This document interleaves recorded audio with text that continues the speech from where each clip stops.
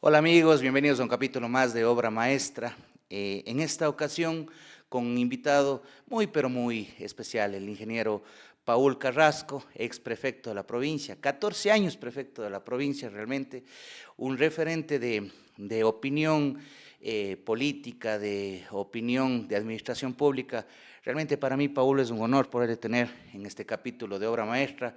Primero, mi gratitud por haber aceptado esta invitación, este diálogo, y segundo, pues darle la bienvenida a este espacio que hemos creado, esta locura que hemos creado con el afán de llegar un poquito a la ciudadanía y al sector en donde yo me desenvuelvo siempre, que es el sector de la construcción, del empresario constructor, que de una u otra manera siempre está interesado en los temas de coyuntura de la actualidad. Paul, bienvenido. José, muchísimas gracias, un gusto saludarte y gracias por invitarme. Sí, más bien al contrario, para mí es el honor. Muchas gracias estar en este programa Obra Maestra. Estoy siempre a las órdenes y un saludo a la gente que nos ve y nos escucha, ¿no? Muchas gracias. Gracias, Paul. Quiero mencionar a mis seguidores que llegamos a cada uno de sus teléfonos celulares, a cada uno de sus computadores, a cada uno de sus televisiones, gracias a dos marcas que nos auspician. Impacto 593, ahora en Cuenca. Existe Impacto 593, un estudio de producción de podcast en el cual se encarga de absolutamente todo. Tú eliges el set en el que más te guste grabar, los equipos, componentes, decoración que requieras usar, incluso iluminación en caso de ser en caso de que sea pertinente, y también en algunas situaciones el catering que deseas consumir. Podemos hacerlo en las instalaciones propias o también podemos dirigirnos al lugar que tú más prefieras. Impacto 593 solicita una cotización al 099-400-7909. Y estamos también con ustedes gracias al estudio de maquillaje Roxy Calderón Makeup. Es el estudio de mi ñora, Paul. Si no le menciono, no me deja. Entonces tengo que mandarle un saludo a mi bella esposa.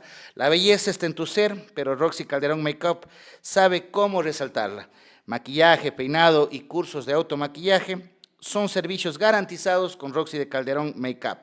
Puedes llamarla al 098-7733-100. Estudio de maquillaje Roxy Calderón Makeup. Paul, hemos tenido que reagendar esta grabación en varias ocasiones. Ha sido realmente complicado y yo le veo desde una perspectiva realmente jodida, perdóneme la expresión. Estamos teniendo una conversación informal, pero es realmente un tema bastante complicado el que estamos viviendo desde el punto de vista energético, y en ese sentido quería saber su parecer al respecto, mi estimado Paul. A ver, yo creo que el país tiene un problema gravísimo. ¿Cuál es el problema grave? El de fondo. Sí, el hecho de que no existan políticas públicas de Estado, sí, sostenibles en el tiempo. Es decir, necesitamos entender que es necesario la experiencia para la administración del Estado. Yo creo que hay tres cosas claves en el Estado ecuatoriano, en la política nacional, que necesitamos estructurar. Uno, primero, un cambio psicológico de masas, que yo llamo. Es decir, necesitamos no solo ver el pasado y lo malo del pasado. El pueblo que ve solo lo malo del pasado y no ve las cosas buenas no puede construir un futuro confiable y optimista. Eso como primera instancia. Por eso es que votamos por aquellos que nos dicen todo el tiempo lo nuevo, lo nuevo, lo nuevo, lo nuevo, ¿sí? El cambio, lo de atrás no vale, el pasado no vale nada. Entonces hay que primero empezar a pensar que hay cosas buenas que se hicieron antes y necesitamos rescatarlas y mantenerlas, primero. Dos, creo que es necesaria una reforma administrativa a la estructura del Estado. O sea, si tú te dicen, maneje una Datsun 1200 y quiero que me mejore y llegue más rápido, la Datsun 1200 en su época era el carro más rápido, claro. Pero este rato ya no, pues. Entonces, si la estructura, si la máquina no funciona y no cambias de máquina, no vamos a poder hacer nada. Y tercero, una nueva visión del desarrollo económico. En esa perspectiva, no hay entonces no hubo una política pública de Estado que se continúe en el tema energético. A ver, existió un plan. ¿Sí? Y existe un plan energético que, más allá de que les guste a unos o a otros no, hubo un plan energético que se hizo en un gobierno y que en esa perspectiva tenía que continuarse. Pero como no tenemos administradores de Estado, o sea, se concentran en lo político, pero y a veces lo hacen bien, ¿sí? Se concentran en Quito, en la Asamblea, pero no se concentran en cuáles son las políticas públicas, los programas, los proyectos, los indicadores de impacto, de cumplimiento, ¿sí? Cuáles son los supuestos para administrar en el área energética, en el área económica, en el área de salud, en el área de educación, etcétera, ¿no? Esa perspectiva hizo que efectivamente se quede truncado el proceso energético y por lo tanto nadie pudo resolver, nadie continuó esa política y no se pudo resolver. Entonces, esa es como la primera instancia del desastre eléctrico, ¿no es cierto? Luego, creo que es necesario también empezar a cambiar la dinámica y empezar a utilizar eso es una reforma a la ley, pero las distribuidoras deberían ser parte también del proceso con sus subestaciones en cuanto a generación. Claro, ¿sí? Claro. Y yo creo que finalmente en el tema, ya de la energía como sí mismo, es necesario que tengamos varias alternativas y no se trata de la energía sustentable. Por ejemplo, todo el mundo habla de que el problema es que deberíamos ir a la energía fotovoltaica, a la energía eólica. No, necesitamos tener básicamente funcionando al 100% las térmicas todo el tiempo, ¿sí? Por lo menos el 40% que significa en la generación debería estar funcionando perfectamente y de hecho eso pasa por un modelo administrativo también. ¿Cuál es el modelo administrativo? Descentralizar, ¿sí? Es decir, todo el mundo se queja de que la SELEC se llevaron a Quito. Pero yo les puedo decir, y José sabemos, que la SELEC ya no funcionaba desde hace... Ya estaba en Quito. Y el desastre es ese. Así es. Porque hay gobiernos, y en general, que no entendemos que mientras más cercana sea la administración, más fácil es prevenir los desastres y los problemas, digamos así. Y en el tema energético aún más. Entonces, hay un problema de centralismo y un modelo administrativo, político del Estado que no permite justamente el cumplimiento de políticas públicas y de planes a corto, mediano y largo plazo, ¿no? ¿Cómo le ve, Paul, pero la intervención o la mano del privado en el tema de generación? Pero indudablemente yo creería que hay que hacer bueno, se planteó, sí, Claro. ya el planteó el presidente, pero es indudable que el privado tiene que participar. Y no, a ver, pero aquí hay un tema, ¿no? Se dice que no existía la participación privada y que no se permitía. Pues yo puedo decir lo contrario, ¿sí? Por ejemplo, si ustedes ven, hay varias empresas. Yo conozco una privada, Hidroalto, por ejemplo, ¿sí? En la provincia de Orellana y Sucumbíos, me parece. Oriente Norte. Exacto, privada. Y esa empresa tiene varios procesos que estaban trabados. O sea, sí había la posibilidad del privado. Obviamente había que hacer algunas reformas para darle más, pero es clarísimo y creo que ya necesitamos entender que el Estado se maneja para conseguir gobernabilidad desde 3 líneas. Lo político, Así es. Sí, lo académico y lo privado. ¿Por qué, Paul, usted que es un político innato de la provincia y del país, me atrevo a decir, Paul, ¿por qué es mala palabra para un político hablar de la intervención de un privado? Lo hemos hablado desde el punto de vista energético, también desde el punto de vista vial. ¿Por qué, Paul? ¿Por qué es tan difícil esto? Porque hemos construido una cultura y una psiquis en la población en el hecho de que el Estado tiene toda la responsabilidad, ¿sí? Y que el Estado es quien tiene que asumir los servicios. A ver, podemos decir que sí, que el Estado tiene que garantizar los derechos y el acceso equitativo a los servicios, ¿sí? Y a una vida digna. Pero ¿cómo se hace eso? Lo puede hacer un privado. Por ejemplo, podríamos decir, incluso en el sistema de salud, sin privatizar, pero se puede contratar a alguien que administre y que tenga músculo financiero para que administre el sistema de salud, nada más. Desde luego, ¿sí? desde luego. Sin perder los derechos de los trabajadores, de la salud, etc. Entonces, tenemos un constructo de pensamiento, si se puede llamar así, no le digamos constructo porque es una palabra, sí, tenemos una lógica de pensamiento de que el privado se roba, ¿sí? Y que el privado se lleva para ellos. Porque la misma, si se puede decir, los mismos que promueven, lo que han planteado permanentemente es la venta de los espacios de administración del Estado y de los negocios rentables. Claro. Cuando lo que deberíamos hacer es precisamente confluir en un modelo de economía mixta, donde el Estado siga teniendo participación, eso creo que es la salida, Sí, sí. y donde el privado pueda tener su espacio de participación, pero constituirse en el administrador, si se quiere, luego. para que sea más ágil y más fácil, ¿no? Desde luego, Sí. y donde la Contraloría le permita actuar al privado desde esta perspectiva privada, o sea, tenga la autonomía, mientras los fondos no sean mal percibidos. Y ¿no? en el tema energético es clave el sector privado porque al final el sector privado tiene mayor facilidad de, digamos, no de no cumplir, pero sí de hacer procesos internos. Ahora, también tenemos un problema, ¿no? El excesivo control y leyes. Es una maraña legal el país. Con una burocracia sobrecargada, se gastan 6.000 millones de dólares en proyectos, programas que a veces la gente, y que ya no están ejecutando, pero hay gasto corriente.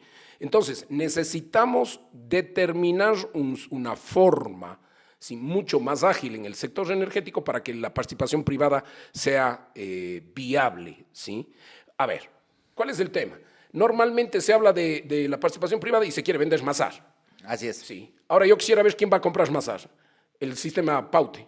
Claro. Nadie va a comprar porque van a decir, no, pues no está, es un peligro. Así es. Sí. Lo que necesitamos es que sea parte de la administración, que tenga un porcentaje y a cambio de eso darle la concesión para la construcción en otros, Desde luego, en otros claro, espacios. claro, que se vaya abriendo. Claro. Mire, la política no es ganar elecciones y eso a la gente hay que tenerle claro. Eso. La política es una ciencia que organiza, ordena y administra la sociedad. Así es. Y la sociedad está conformada por personas, José. Así es. ¿Sí? Y por lo tanto, esas personas se mueven en una realidad que cambia todos los días. Así es. Por lo tanto, ¿sí? Esa realidad no es la misma de hace 20, 30 años que la de hoy.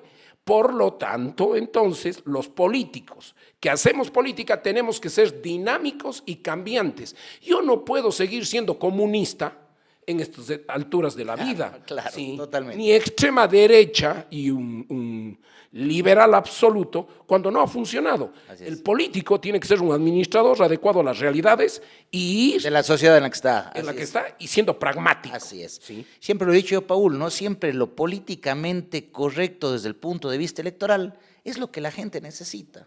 Así es. Y es así, Paul, que yo recuerdo claramente, usted me recordará el año en el que usted como prefecto de la provincia planteó ya, y ya es algún tiempo, que de una u otra forma comience a entrar este modelo de gestión vial enfocado a concesiones. Usted planteó un peaje en Chaquilcay, que lamentablemente el gobierno de ese entonces, por temas políticos, no le permitió que esto se continúe, o le retiró incluso, porque ya estaba funcionando y le retiró esta modalidad. A su vez, cuando tuve la oportunidad de pasar por el servicio público yo, desde el Ministerio de Transporte y Obras Públicas, planteé también, porque yo estaba al frente del estudio del acceso sur de la ciudad de Cuenca, planteé también que este acceso sur no sea construido de la forma tradicional, que era buscar que el Ministerio de Finanzas me inyecte o nos inyecte a los cuencanos 200 millones de dólares para poder construir todo este anillo vial, sino todo lo contrario, también acudir a un modelo público-privado con una concesión y concesionar incluso, lo mío fue un poco más atrevido, toda la autopista con puntos de cobro en el acceso sur y otro punto de cobro un poco más adelante de Chauyabamba, para que todo el anillo vial desde Cumbe hasta Biblián quede cubierto en cuanto a mantenimiento. Lamentablemente también decisiones políticas bajaron una adjudicación. ¿Qué opinión tiene de este modelo de gestión, Paul? Yo personalmente le he dado mi punto de vista, yo soy un convencido que en el Azuay, en el sur del país, tiene que comenzar a funcionar un modelo de concesión en las vías que sean concesionables. Desde luego, usted sabe como técnico que no todas pueden ser concesionables, pero las vías que sean concesionables tienen que tener este modelo de gestión y de alguna manera auspiciar a las vías que no son concesionables.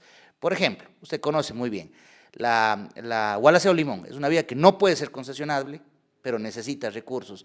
Una vía grande le puede cubrir los problemas de la Gualaceo-Limón, por ejemplo, la Girón-Pasaje, puede cubrir con un superávit otras vías, claro, planteando sobre la mesa un modelo nuevo. ¿Qué opinión tiene de esto, Paul? A ver, lo que se tiene que hacer es, primero, un modelo de gestión vial desde la provincia. A ver, entonces no solo se trata de peaje o concesionar al privado ciertas vías que son rentables, digamos que no rentables, no solo la carne, digamos, sino que dejan un excedente. Entonces hay que armar un modelo. Así es. Y yo pienso que el modelo pasa por lo siguiente. Primero, ¿sí?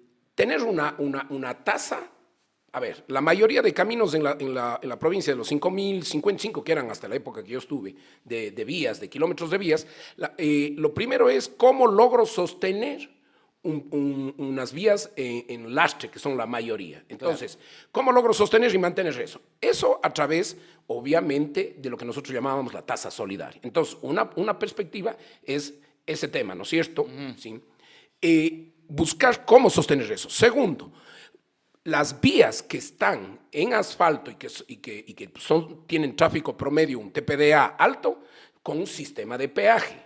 Tercero, si la gente quiere el asfalto y quiere mejorar su vía, entonces nosotros creamos en ese momento, y era parte del modelo, ¿sí?, la contribución especial de mejoras focalizada para las vías. Entonces, el que no tenía no pagaba, el que más tenía pagaba, un poquito más. Sí, pagaba un poquito más, y el que medio tenía pagaba más o menos. Yeah. Y a eso se sumaba mi contribución, mi vía, donde los ciudadanos, era otro concepto más, donde los ciudadanos decían, muy bien, yo pongo una parte, la Junta Parroquial ponía otra parte y la prefectura otra parte. Por eso es que el presupuesto nuestro de 10 millones en los que yo llegué se disparó a 100 millones, porque incluíamos todo el proceso de participación. Ese era el modelo, y ese modelo se administraba a través de una empresa que se creó, y yo lo hice, Asfaltar. Y Asfaltar manejaba... manejaba... de cumplir 14 años. 14 años, sí. Y Asfaltar tenía la posibilidad, ¿no?, de administrar todo el proceso con los recursos que iban directo, ¿sí?, pero además en una perspectiva de asociarse públicamente, de asociarse con privados, digamos, en un modelo de economía mixta para las vías que estaban concesionadas. Entonces, no solo era la cuenca Gualaceo, por ejemplo, la ramada La Nabón, llegamos a un acuerdo, eso cuesta $1.200.000, costaba en esa época, 600.000 ponía la población, vía peaje, 600.000 nosotros. Las vías como la Turitarqui, que nosotros asfaltamos. Claro, y que la todavía Tutupali, funciona el peaje. Todavía funciona. Igual la subida a Tutupali también. La subida a Tutupali, es decir, íbamos armando un modelo comunitario, ¿sí? Ese es el concepto que tiene que manejarse, un modelo de gestión. Ahora, hay un problema. El Estado definitivamente no nos quiere descentralizar, y todos los que llegan no quieren descentralizar las vías.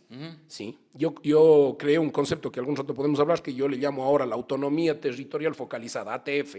¿Cómo salirnos ya? Si no hay proceso de descentralización, por lo menos que nos descentralicen y nos den autonomía integral en ciertas ventajas comparativas del territorio o necesidades como el tema vial.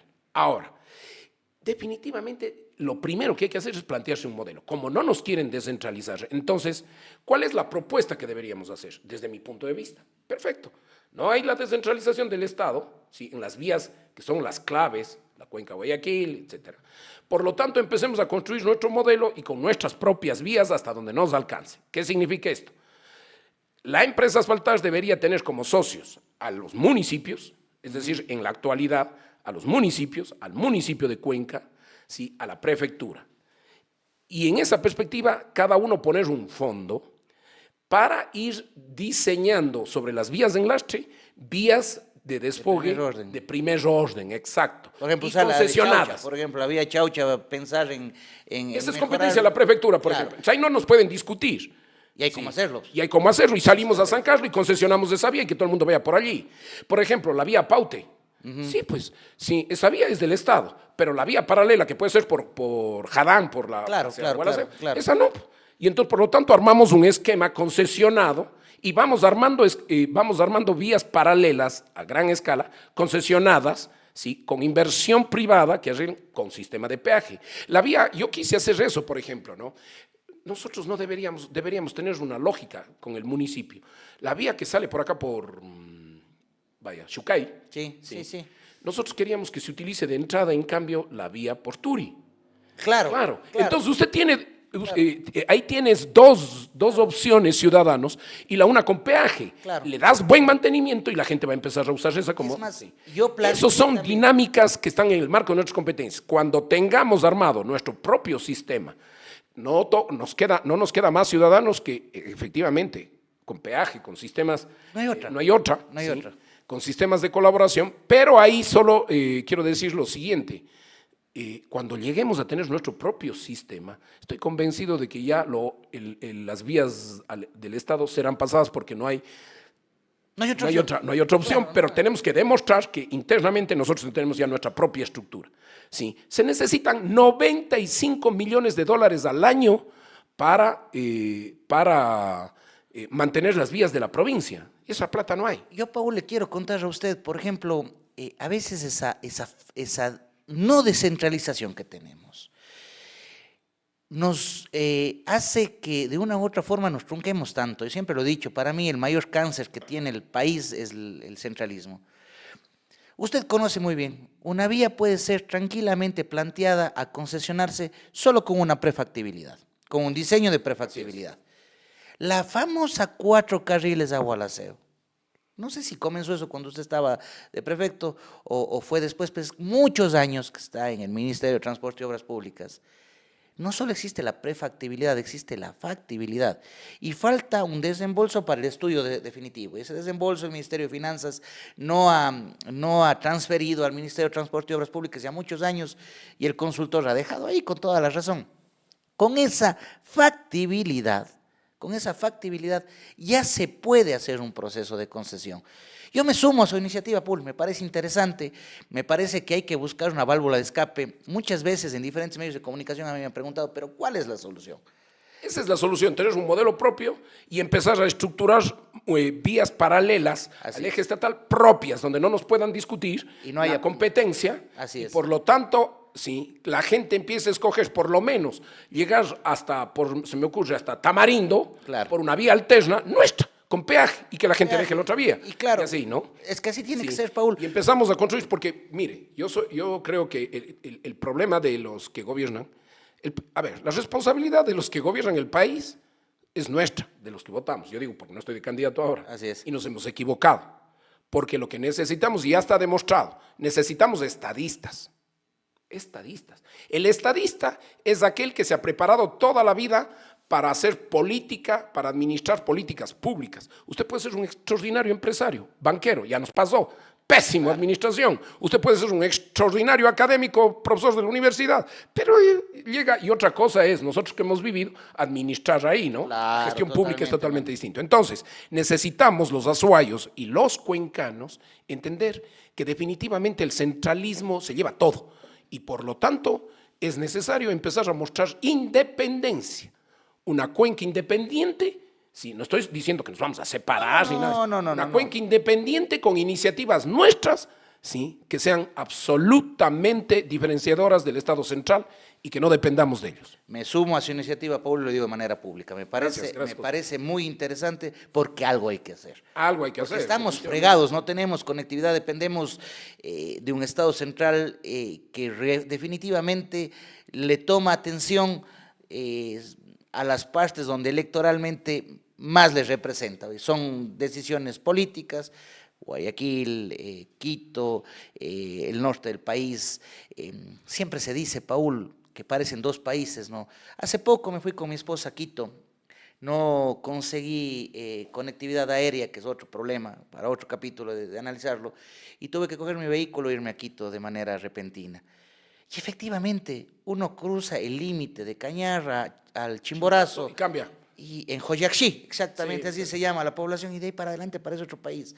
Ay, pasando a la parte fregada que todavía está en Alausí, por el desastre que hubo hace algún tiempo, pero efectivamente parece otro país. Y no se diga de Riobamba hacia el norte, ahí sí son autopistas de primer orden, pero se pagan peajes. Sí. Son 3 peajes lo que se paga. Bajamos a la costa, usted conoce muy bien, pasamos la parroquia Jesús María, llegamos al cruce, damos a la derecha para irnos a Guayaquil o a Milagro. Ya pagamos peaje a 2 minutos. A 2 minutos, que es un peaje muy mal colocado, pero lo pagamos y lo pagamos con gusto. Y ojo, que para ir a Quito no son 3 peajes, son 4, porque ahora las personas propietarias del terreno por donde se cruza en el desvío a Lausi, hay que pagarles $1 de ida y $1 de regreso. Y lo hacemos sin chistar. Pero ahí hay un tema de cultura también. Necesitamos trabajar en el tema vial, la cultura de la autosustentabilidad vial. Totalmente. Porque, por ejemplo, ¿qué es lo que me pasó a mí con el sistema de peaje de Gualaceo? La gente de Gualaceo dejó que pase, que nos quiten, y reclamaba que ¿por qué el peaje? Por Dios, y hoy tenemos una vía que no tiene... La última capa de asfalto lo hice yo. Así es. Sí, en el 2016 me parece. Y no se ha hecho mantenimiento, la vía... Teníamos seguro a privados, a terceros, por accidentes. Sí, estaba armada una estructura que la misma población dejó que pase. Nadie reclamó, nadie defendió. Entonces, también es responsabilidad de los ciudadanos, ¿sí?, el sostener las cosas buenas. Así es. Así es. Y la historia creo que José, tanto a ti, sí, como a mí, nos ha dado la razón. Así es. Por ejemplo, la entrada a Cuenca, definitivamente tenemos que hacerla nosotros. No va a pasar, yo no sé qué tienen los centralistas e incluso, sí, gente que va de Cuenca allá a Quito, terminan haciendo lo que les dicen allá y no lo... Sí, no, sí, a veces cuencanos, sí, es cierto. Por Dios, sí, uno dice ministros cuencanos sí, y no pueden, ya no entiendo. Sí, es no cierto. No sé cuál será Así es. ¿Qué será lo que pasa allá? Se marean, se atontan o mucha presión, no sé, ¿no? Sí. Es efectivamente así, Paul. Pero bueno, me sumo a su iniciativa, me parece interesante. Yo quiero muy rápidamente, Paul, preguntarle a usted, usted pasó por la gobernación de la SUAY. Fue un paso de muy corto tiempo, pero tuvo la oportunidad de representar al Ejecutivo en la provincia. ¿Qué nos puede contar de esta anécdota desde un puesto donde también tuve la oportunidad de representar al Ejecutivo en su tiempo? ¿Qué nos puede contar de este paso en la gobernación de la SUAY, Paul? A ver, primero a mí me agarró la gobernación cuando me plantearon, yo creo que una buena edad, maduro, ¿sí?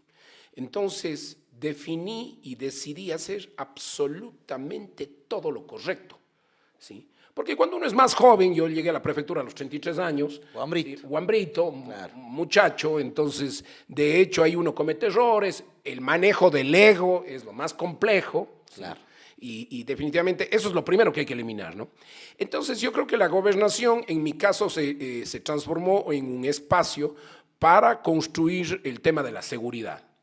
Y eso implicó primero determinar que había la data, ¿sí?, que había información sobre los temas de inseguridad y delincuencia, ¿sí?, estaba disperso, habían 3 sistemas. ¿Cómo no? ¿Sí? ¿Cómo no? Y entonces lo que primero hicimos es integrar los sistemas, o sea, unificar la data para tener clarísimamente establecido los lugares, los sitios de mayor delincuencia, si los corredores y distritos que tenía la policía eran correctos, ¿no es cierto?, y cómo íbamos a construir un proceso.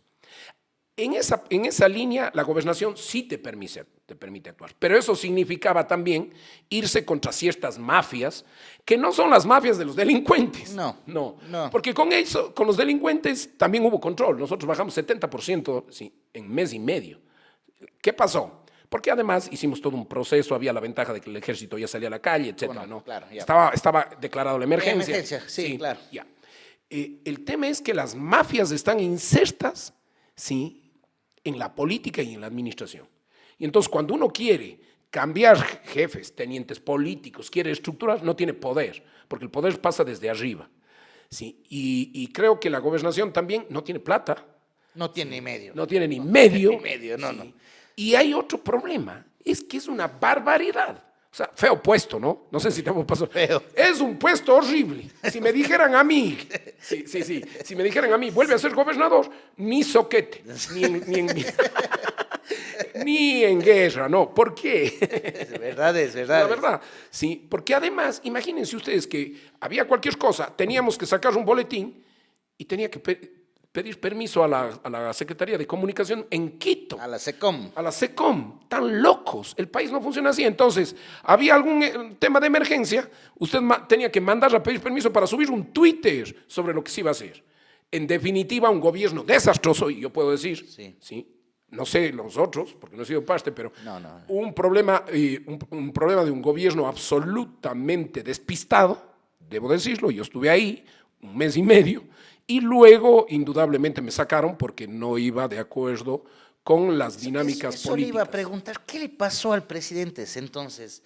O sea, a mí, yo ciudadano, mirar un nombramiento de un gobernador y no sé, mes y medio después, removerlo nuevamente o que el gobernador salga por su cuenta, me parece un golpe político a su misma política, o la misma política del presidente, o sea, Además, lo estábamos intentando hacer bien, ¿no? desde luego. La imagen en la ciudadanía era realmente Positiva, importante, desde luego. Es porque es un gobierno que era un gobierno de una incapacidad absoluta, ¿sí? Van a decir, ya está, pero bueno, tengo que decir la verdad, ¿sí? Era un gobierno de una incapacidad absoluta en términos administrativos, muy sometido a las mafias de presión arriba, alrededor del presidente, debo decirlo con toda la transparencia, más allá de que a lo mejor él no se dio cuenta, pero efectivamente estuvo sometido a mafias y a grupos de interés político que piensan que tener el control del Ministerio de Inclusión Social, así funcionamos. Deme a mí esa parte.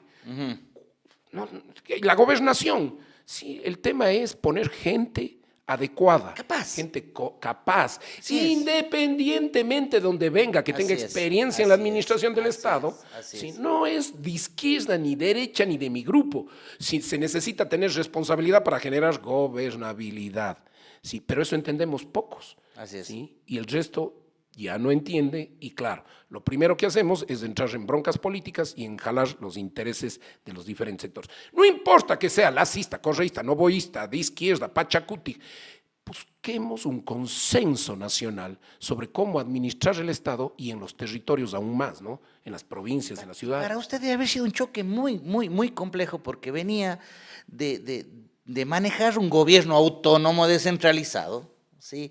A entrar justamente en la gobernación, donde, bueno, en su caso me comenta que subir un Twitter había que tener la autorización de la SECOM.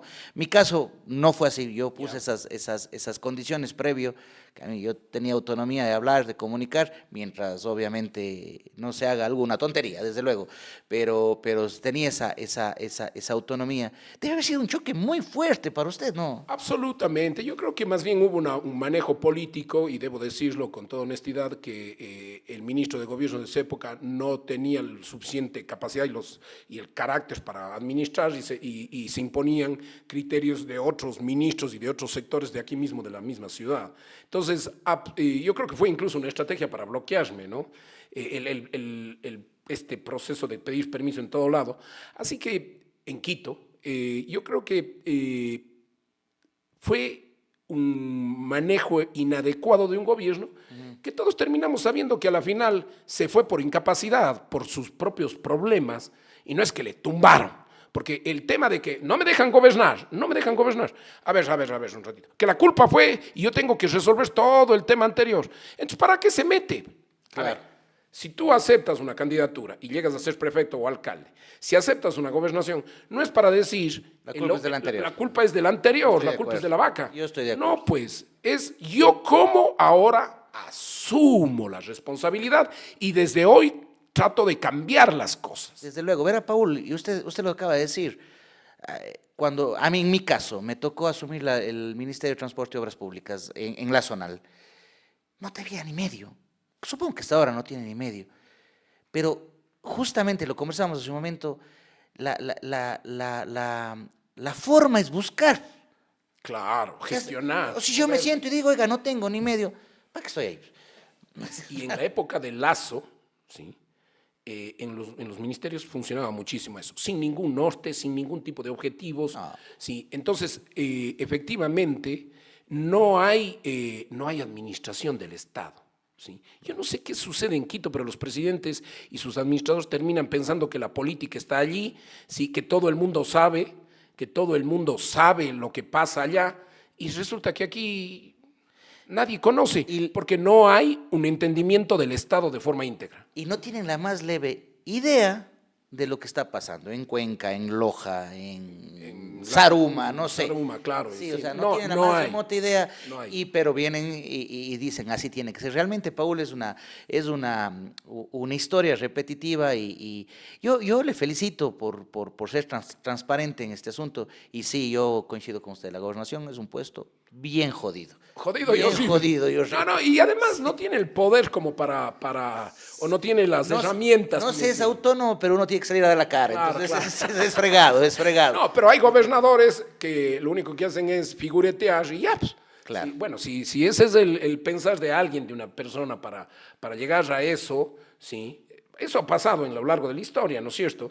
Pero ya definitivamente, por lo menos en mi caso, la gobernación debería ser un espacio. Yo sostengo que la gobernación tiene que desaparecer. La lógica de la seguridad, la prefectura tiene que volverse el gobierno intermedio real, que administre todo. Yeah. Y que efectivamente, salvo ciertas ciudades que administren, me refiero a los recursos, que todo lo que se produce, ¿sí?, se paga, se queda en el territorio y se negocia con el Estado central, ¿sí?, en ciertas áreas. Por ejemplo, a ver, vialidad. Muy bien, yo cobro tanto para vialidad. Yeah. ¿Sí? ¿Quién cobra eso? La prefectura. Se queda, el sistema de rentas internas abre una cuenta paralela y se va transfiriendo esa cuenta administrada por lo local. Y de ese excedente, si hay un excedente por concesiones, por una serie de cosas, o por producción, en caso de cerámica, por ejemplo, se le entrega al Estado central. ¿Sí? Entonces, es al revés. Y esos excedentes se distribuyen a los que menos tienen, me imagino. Claro, no, pues a ver, pongamos un caso. ¿Qué es lo que yo llamo autonomía territorial focalizada? Ventaja comparativa de la SUAY. Pongamos leche, ¿no es cierto? Nosotros somos el tercer productor de lácteos. Perdón. Muy bien, entonces, hacemos un cálculo y vemos cuánto eso significa en términos de impuestos. Perfecto. El SRI lo que hace es transfiere eso a una cuenta del Banco Central y quien administra es el gobierno intermedio en el área de producción. Toma esos impuestos para lácteos, ¿sí?, y lo que hace es, ¿sí?, invertir en Ahí la mismo. producción láctea. Claro, ahí mismo. Ahí mismo. Claro. Y va generando negocios público-privados y va impulsando. Si eso significa eso significa que en 4 años tiene que demostrar que el PIB, que ese producto, sí, creció en el PIB local. Sí. Y entonces se negocia un porcentaje para entregarle al Estado central. Es al revés. Y por ejemplo, Sí. Paul, ahí en ese planteamiento que usted hace, por citarle una población, Comandá, que es muy chiquito. Conozco. ¿Cómo vive? No, porque estamos hablando, es que ahí vienen los temas, por eso es integral, territorio, prefectura. O sea, ya en casos de cantones, no se puede, dependiendo del cantón, pero en términos generales. Ahí la prefectura sí. le cobija. La prefectura cobija, sí, porque el sistema de producción es integrado en diferentes territorios. Pero, por ejemplo, hablando de Cumandá, cerca de Cumandá, Caluma.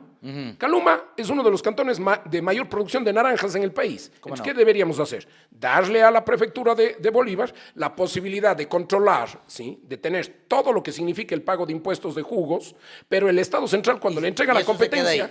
Exacto, pero cuando le entrega la competencia le dice, muy bien, usted va a tener 0 aranceles para la importación de materia prima y de maquinaria para procesamiento de naranja. En esa zona, usted va a tener, sí, aduana propia para lo que significa estructurar producción de naranja.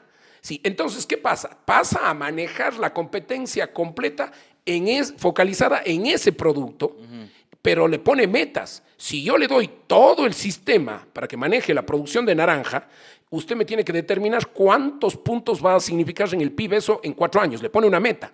Y a los 4 años nos sentamos y me dice usted cuánto va a aportar al Estado central, porque yo le doy protección, le doy otra serie de cosas con respecto a eso. Y si usted entonces quiere ponerse en Guayaquil o en Cuenca una juguera, un procesamiento, le cuesta más porque no. Claro, usted se puede poner, pero si va a Caluma y va a la provincia de Bolívar, va a tener, ¿sí? Incluso crédito más barato, una serie de ventajas comparativas. Eso tiene que ir en el marco de un plan de ordenamiento productivo del país, un plan que permite estas autonomías territoriales focalizadas que yo llamo. Chévere. Paul, para ir terminando, porque poco a poco se nos ha ido acabando el tiempo, yo quiero tocarle un tema, ya saliendo de estos análisis políticos, económicos, que nos han nutrido sin duda a todas las personas que nos siguen. Usted, después de salir de estos temas públicos, decide crear no sé si es un emprendimiento, eso es lo que quiero que me cuente, o algo propio que se llama La Fonda de Carrasco, donde usted hace notas, yo las consumo, me parecen muy chéveres, donde usted entra al restaurante, prueba lo que han cocinado, les recomienda, creo que es una forma muy positiva de dinamizar la economía de estos micro, medianos y también grandes empresarios o emprendedores que hay en la provincia, y no solo en la provincia, lo he visto fuera. Cuéntenos un poco, ¿qué es esto? ¿Qué es la Fonda de Carrasco? A ver, y luego de varios problemas políticos y decepciones que uno tiene, porque esa es la vida política, yo me dediqué a leer, y uno de los que más leí, ¿sí?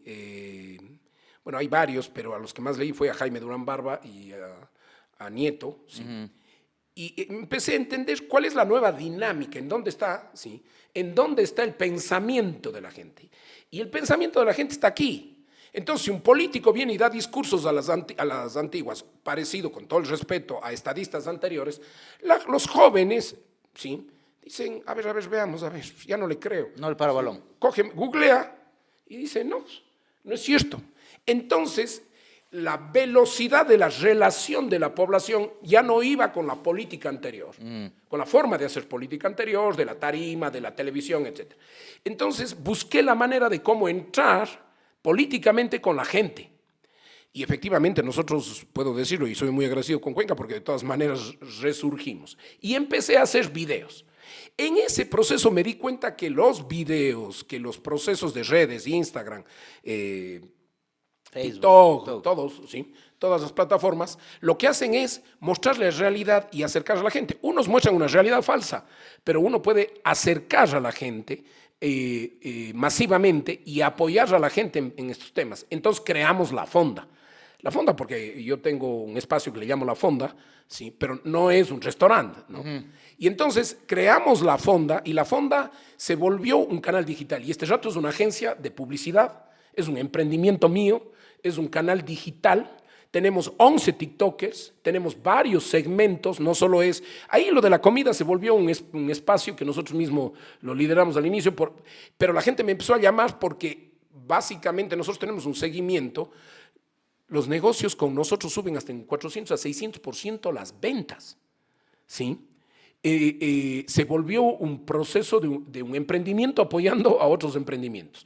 Y hoy, efectivamente, La Fonda tiene 11 TikTokers, no, o sea, que utilizan sus cuentas también, trabajan con nosotros asociadamente, ¿sí? Normalmente nosotros no cobramos los videos a la gente de escasos recursos o viendo un negocio que está complicado pero que puede ser bueno.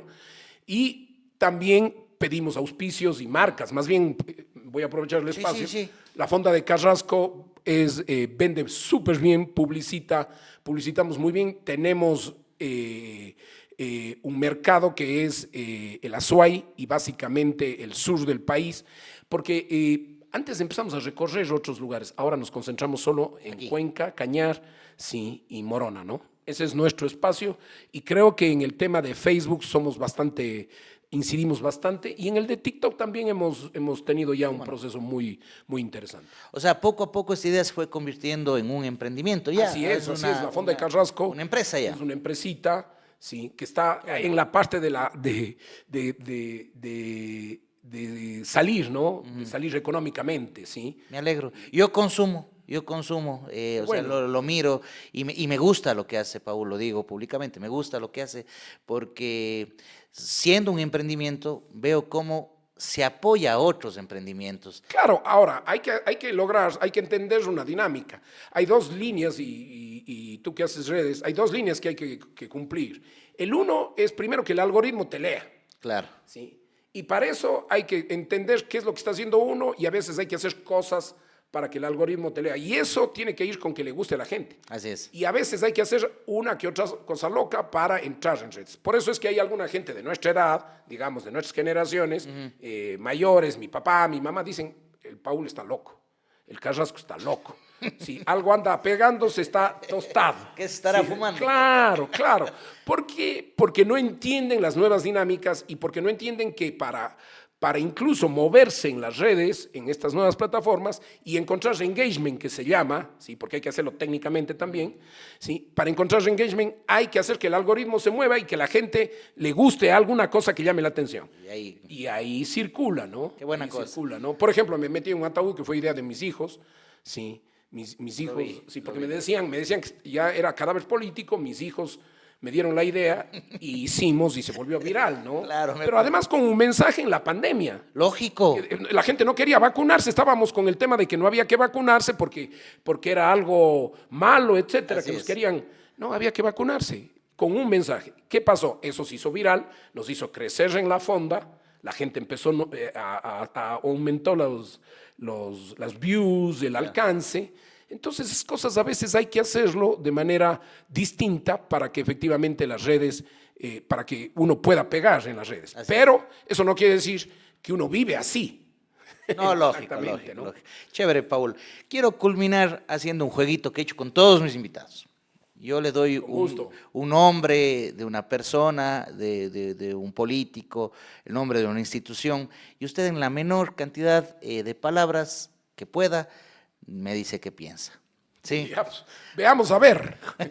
Veamos qué pasa. Veamos qué pasa. Expresidente Guillermo Lasso. Muy mal presidente. Presidente actual, Daniel Noboa. Comunicador extraordinario. Comunicador extraordinario. Mal administrador.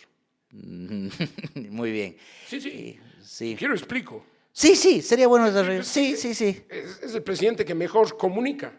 Es un presidente que no comunica lo que la gente no quiere ver, sino está comunicando otras cosas. ¿Sí? Él comunica, no quiere decir que esté de acuerdo, pero comunica lo que la gente en TikTok consume. ¿Sí? Y entonces ha vendido en términos comunicacionales en TikTok, en Facebook, en las redes sociales, lo que la gente quiere. ¿Qué quiere? El aspiracional. La gente no quiere oír, ¿sí?, el desastre del país. La gente siempre se identifica con algo, los jóvenes sobre todo, con algo aspiracional. Y él vende eso, su señora, etcétera. Comunica extraordinariamente. Como administrador creo que tiene errores, no hay formación y hay improvisación y ahí creo que tenemos un problema. Correcto. Ahí le voy a poner fregada esta. Expresidente Correa. El expresidente Correa, voy a decirlo con han pasado los años, la política es dinámica, creo que tuvo un modelo de administración el mejor hasta ahora, muy enmarcado en términos territoriales, ¿sí?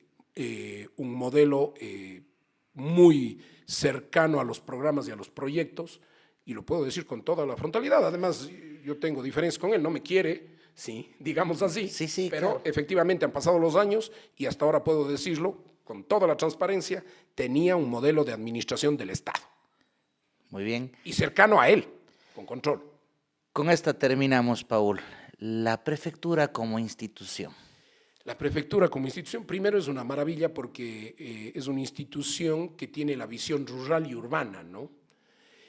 Hay gente que dice que las prefecturas tienen que desaparecer, están absolutamente equivocados. La prefectura tiene que volverse un gobierno en un modelo semifederado, si se quiere, o de autonomía focalizada, tiene que volverse un gobierno efectivamente que administre todo el territorio.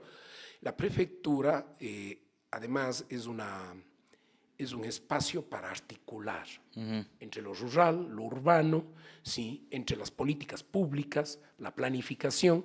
A mí me encanta la prefectura. El otro día estuve allí, ¿sí?, y realmente quiero agradecer el cariño, casi me hacen llorar la gente que salió, como salió la gente a abrazarme, los que no me querían incluso. Sí. Le tienen recuerdo el otro día un funcionario, un funcionario o exfuncionario, me contaba incluso una anécdota de en Nabón, alguna caída de una asémila de su parte, que se había quedado mal y que había comenzado a desvariar y que después le molestaban por... En uno de los viajes que hacíamos, de tantos viajes, me caí de un caballo. Sí. Caballo era, no era mula. Creo que era mula, sí. Y algo así hace me algunos años, contaron, ¿no? Me sí, contaron. claro, me golpeé y pasé un mes con 2 fracturas. Claro. Sí. Y ese momento había quedado Tonto. drogui, Droguis. hablando tonteras, es lo que se acordaban riéndose, Paul. Muchas gracias, Paul, por atender esta invitación. Espero podamos tener otras conversaciones. Realmente me ha nutrido, hemos conversado, hemos debatido ideas y de eso se trata este espacio, de poder dar algo de lo que los que estamos al otro lado podemos compartir, ¿no? En este caso yo como moderador y mis invitados. Más bien le comprometo a tener un capítulo más en algún momento, realmente muy interesante, quedaron muchas cosas que podemos conversar, Paul, así que los micrófonos y la cámara son suyas para que se pueda despedir de nuestros seguidores. No, José, muchísimas gracias. Más bien, gracias por la invitación. Sí, siempre a las órdenes. Creo que una de las cosas que tiene que construirse ahora es el debate y los consensos, ¿no?